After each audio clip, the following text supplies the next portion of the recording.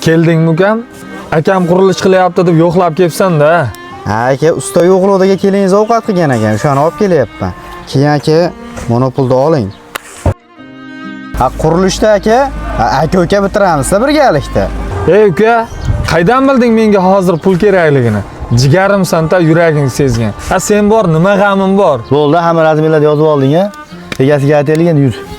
Aka, men qurilish qilganimda ham shunday turib bergansiz. Bu hech narsa emas aka-ukaligimiz yonida. Ana aka-ukani qara. Mana shunaqa aka-ukalarni ko'rsam maza qilib yuboraman-da, dilim yayraydi. Ha tinchlikmi uka? Nima qilib turibsan? Yur, o'zi obed tayyor bo'ldi. Obed qilamiz ustalar bilan. Yo'q aka, men shoshib turibman. Duboyingizni olgani keldim. Opamiz ham sizga ma'qul kelgan oila bilan to'y boshlab qo'yishibdi. Ha siz qurilish qilyapsiz aka. Endi men borib bir nima kamchilik deb turmasam bo'lmaydi. Ha juda yaxshi ish bo'pti-da. Ha sen shoshmay tur, shuni uyga kirib chiqay meni. Uka, mana bu pulni opamga berib qo'ygan. Opa, biz bormiz. Sizni qizingiz, bizni ham qizimiz. Nima kam bo'lsa, nima yetishmovchilik bo'lsa, biz ko'taramiz degan. Tushundingmi? Oldilarda bo'lgan. Endi meni holatimni ko'rib turibsan.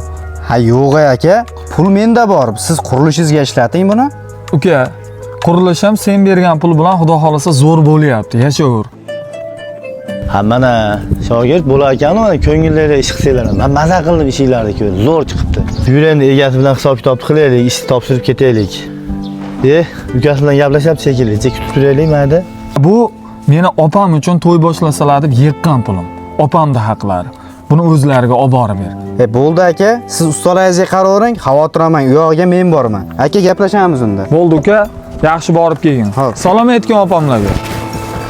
Ana aka-uka, uyda qurilish qilsa ham opasiga atagani bor ekan, siylaylar ham uzmabdi, qoyil qoldim. Aka-uka ish qilayotgan joyimizda itmishi bo'lib utalashib, janjal qilgandi. Esingdami? Ashularni ko'rib sen aytding, shularni ham yer ko'tarib turibdi usta deb. Nima uchun ko'tarib yuribdi bilasanmi? Mana shunaqa aka-ukalarda Allohga yoqqan xislati borligi uchun ko'tarib yurgan bo'lishi mumkin yer ularni ham. Shuning uchun siylay rahim dunyodagi eng katta boylik bo'ladi, bilib olgin. Siylay rahimni har doim qilgin.